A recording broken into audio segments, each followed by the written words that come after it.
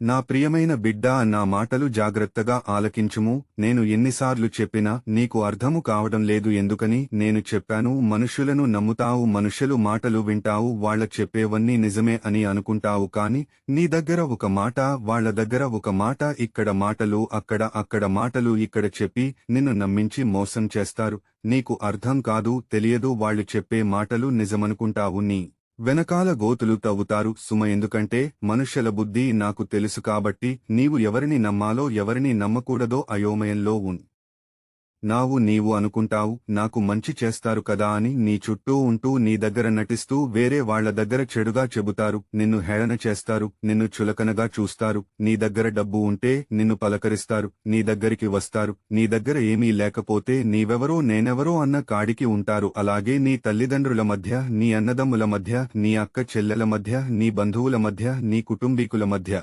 చిచ్చులు పెడతారు, గొడవలు సృష్టిస్తారు, ప్రేమ లేకుండా చేస్తారు. వాళ్లందరిలో నిన్ను విడదీసి నిన్ను ఒంటరి వానిగా చేస్తారు. నేను అప్పులైపోయాను, అప్పులు ఎలా తీరుతాయో అని బాధపడుతున్నావా? నీ అప్పులు నేను తీర్చివేస్తాను. అనారోగ్యముతో ఉన్నావా? ఒక రోగము తగ్గితే మరొక రోగం వస్తుందని బాధపడుతున్నావా? నీ బిడ్డలు నీ మాట వినడం లేదా? అమ్మా నాన్న మీకు ఏమీ తెలియదు, నాకు అన్నీ తెలుసు అని నీ బిడ్డలు ఎదిరిస్తున్నారా? అలాగే శరీరము సహకరించడము లేదా? ఎంత కష్టపడినా నీవు రోజువారీ సంపాదించిన సంపాదన సాలడం లేదా? నీవు నన్ను అడుగుము, నీకు అన్నీ ఇస్తాను. కాబట్టి నీవు నామీద ఆధారపడి నీవు జీవిస్తే నీకు నేను స్నేహితుడిగా ఉంటాను, తోడుగా ఉంటాను, నీకు సహాయం చేస్తాను. నీవు అడిగినవన్నీ ఇస్తాను, నీకు సలహా ఇస్తాను, సమాధానము కలగచేస్తాను. ఎందుకంటే నీ వారే నీకు శత్రువులు అవుతారు, నీ ప్రాణ స్నేహితుడే నీకు కీడు తెస్తాడు. నిన్ను ఎక్కువగా ప్రేమిస్తున్నాను అని నీవు నమ్మేటట్లు నిన్ను మోసం చేస్తారు. జాగ్రత్త. బైబిల్ వాక్యము చదువు. కీర్తనల గ్రంథము 118వ అధ్యాయము 8వ వచనం. మనుషులను నమ్ముకునుట కంటే యెహోవాను ఆశ్రయించుట మేలు.